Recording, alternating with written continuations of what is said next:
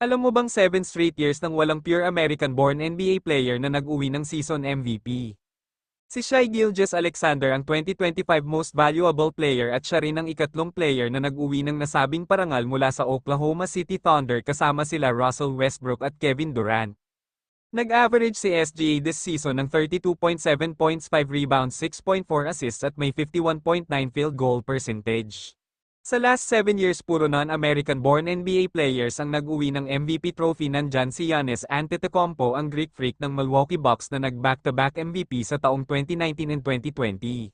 2021-2022 season ng tinanghal na season MVP ay ang Gentle Giant na Joker ng Denver Nuggets na si Nikola Jokic.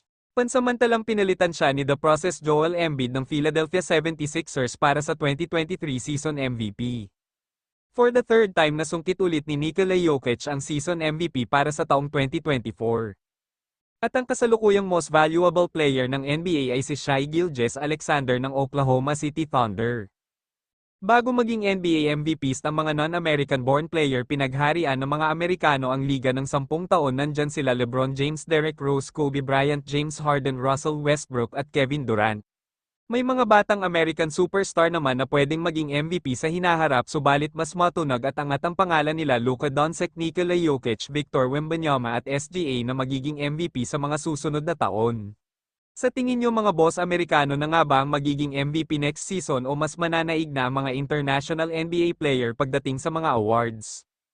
Kung may komento kayo mga boss, ilagay lang sa ibaba at ating babasahin yan. Huwag sanang kalimutan mag-like, follow at share ng mga videos ko. Maraming salamat, ingat palagi at God bless.